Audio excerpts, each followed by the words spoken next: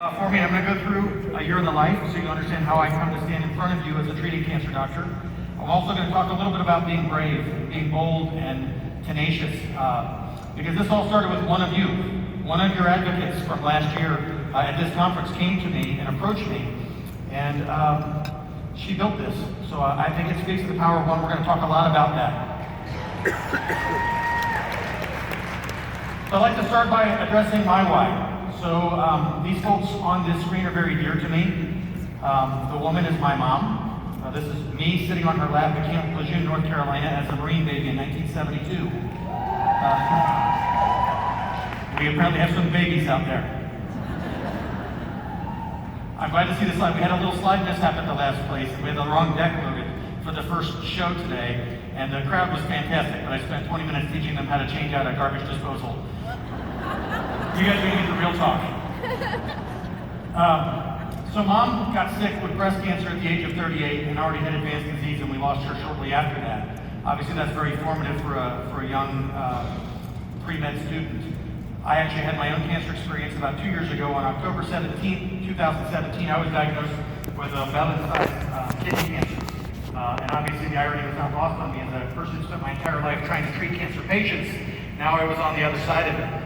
And like many of you who've gone through these scares, it was terrifying. And I faced a lot of things that were new to me.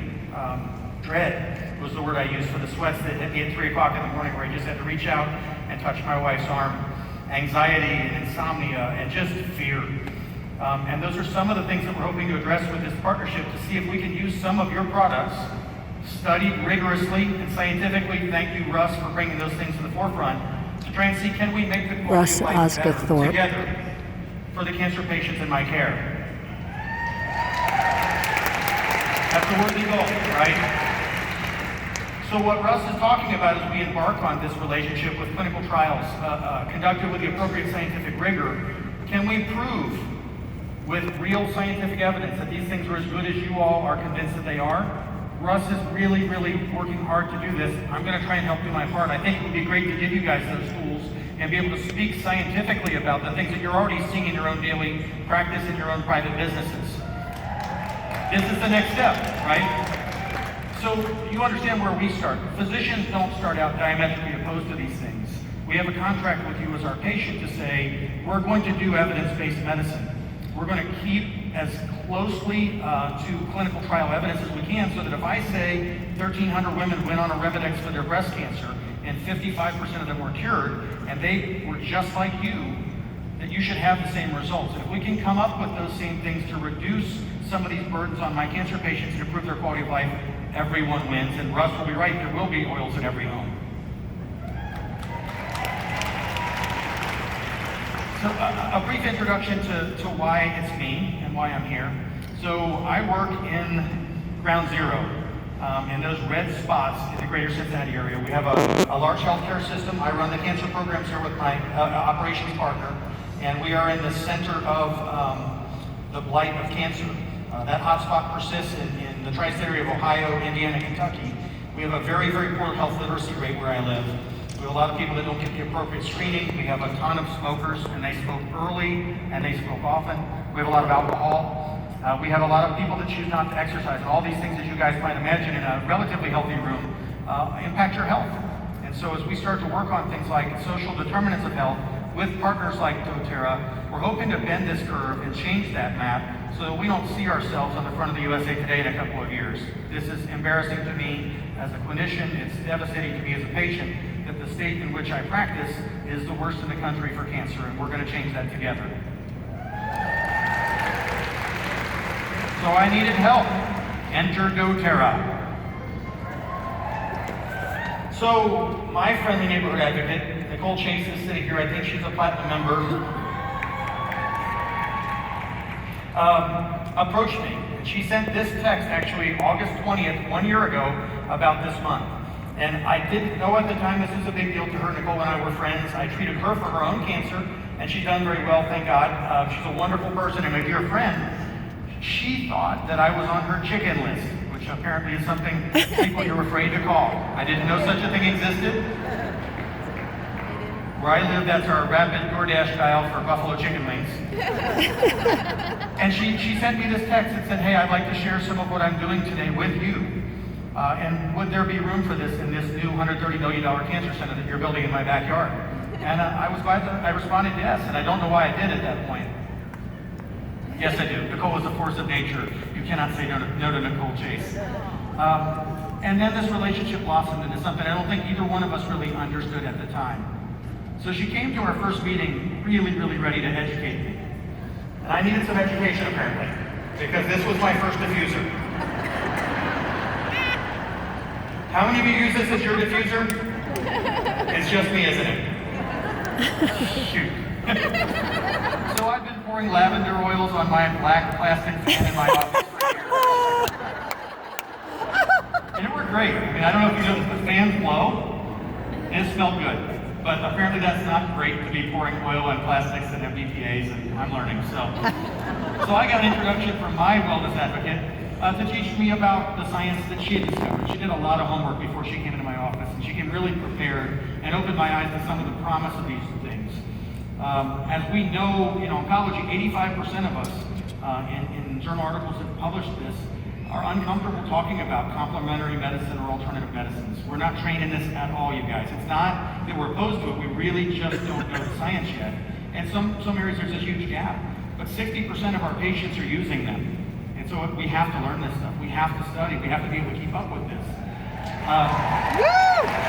So in oncology, there are some numbers in breast cancer populations. As you guys probably know your market, women are more likely to use complementary therapies than men. It's up to 80% of women with breast cancer do something, whether it's mindful meditation or massage or prayer or oils or whatever to help them get through their battles. And our center was not equipped to do this without help. So I thought I should learn a little bit about this. I have been moved from a skeptic to a convert. So the Douglas education continues. So this slide is in here as a trigger to remind you. I don't know if you've ever received a text like this from your spouse. This is me bragging to my own spouse. Look at how big a boy I'm being today, exercising without you making me. That's the smug look on my face. I'm not being overly confident. I'm like, look at this. You didn't even yell at me, and I'm out here on this trail. But I'm also not smart enough to know that I'm old and heavy now. And I ran about 6 miles, and I just about died on the way home. And I was looking for anything that might help, and sitting on my counter was this beautiful new kit from my friend Nicole. So I thought, why not, right? So I put the whole tube on. Anybody done that? No, that's just me too. Shoot, okay. So that wasn't awesome. That burns. It was a really good burn, but I can remember that night sitting under my cover just simmering for like 45 minutes. Actually, I shot a screenshot of it. Here's a selfie. Yeah. That would be 2 hours after I applied the tube. So we're learning a lot today together. This is an educational conference. So step 1, fans are not diffusers. Step 2, do not use the whole tube. Before, after, before, after. It's good stuff. It's a good burn. So the story evolves a little bit. So I mentioned tenacious and determined. So my neighborhood advocate, Nicole, took it upon herself to get me a meeting with your leadership. And she used a trip earned by one of her up levels, and she flew to Puerto Vallarta, where most of us would enjoy ourselves and drink and play and enjoy the weather, and instead she stalked these poor people for like 2 days. She finally found Brannick and cornered him on a beach at a sandcastle competition. I don't know if any of you were there, but I can only imagine the scene. This crazed woman dripping with sweat and covered with salt, and after 3 hours of heating water for this sandcastle competition, and insisted that he take a meeting with me to find out what we were building in Northern Kentucky and how our visions might align for the patients. And I'm gratified because his other choice was to get a restraining order, and he took the meeting. That was February, and we came together. Is that her? Yeah. So this is us in April, and and it became a little bit more serious. We had a telephone conversation between myself, Dr. Osgothorpe, and I think Brandon was involved in that first call. And as I understood it, I didn't know it at the time, but David Sterling was called into the office and listened in without them telling me, and said, go see this guy and see if this is legit, and this might be worth a real meeting. And they flew out to see us. We went out to a nice dinner together, and I saw Russ failing as a vegan as he ordered every piece of meat on the menu. Vegan. Not a vegan. He's a social vegan, I was told today. I don't know what that is. Is he talking about Russ? We talked a lot, and we got to know each other, and it was a very, very warm day. And I think we found shared passion about the patient. We found shared passions about things that might add things to my patients' lives. And we discovered that we all had similar visions for where we might take this conversation to the next step.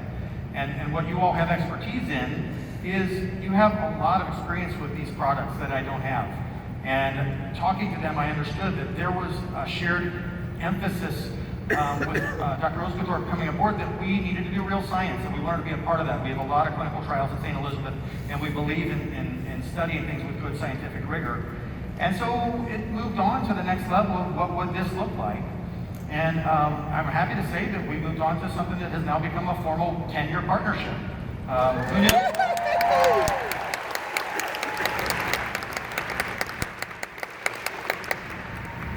So that's going to let me do a lot of cool stuff. As you guys can imagine, this stuff is not widely reimbursed by insurance companies yet. As you can imagine, it's expensive, and most of my patients can't afford it. And I really don't want the well-off patients to get better care than the other patients. So we're building this center. Yeah, I think that's important. We want equal care for everyone. So what we're going to do together is try and change the landscape of how we address these patients. And instead of saying, what's the matter with you, we're going to say, what matters most to you? And we're going to try together to work as a team to develop these projects where we can apply acupuncture and aroma touch and aromatherapy, a demonstration teaching kitchen, healing massage and medical massage for lymphedema. We have a yoga studio and Tai Chi and a number of things that are not traditionally pursued, but are so worthy and so desired by my patients that now, because of a partnership like this, we can start to really look into how that helps these patients and treat the patient instead of the disease. Yeah. It's not lost on me that video that you just watched with Nicole and I interviewing was filmed August 20th, which she informed me was the 1-year anniversary of her making that first text. I think that's crazy that 1 year, how much a difference one advocate made. And she said when she made that first text, she threw the phone away as if she was going to take it back, like you can do that. And I'm so glad that she had the conviction and the tenacity to reach out and pursue this relentlessly. It's been her passion for the last year. This partnership is now because one of you cared enough to try.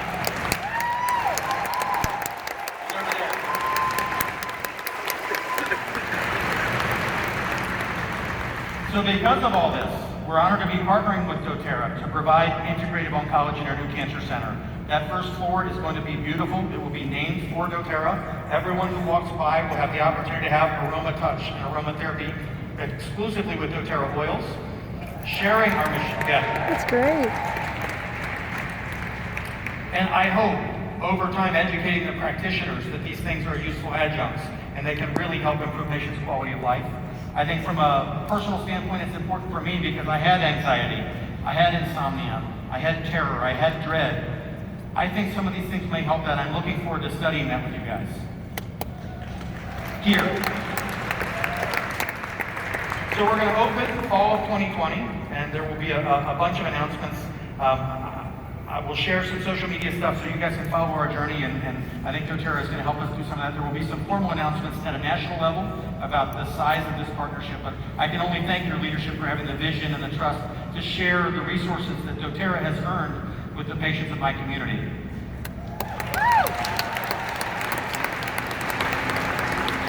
I'm going to play a brief video and indulge me, please. I guess I didn't listen to something she told me or something, and I liked her. It's like you embarrass yourself if you say something. You embarrass yourself if you don't. You know, sometimes all you need is 20 seconds of insane courage. Just literally 20 seconds of just embarrassing bravery. And I promise you, something great will come of it.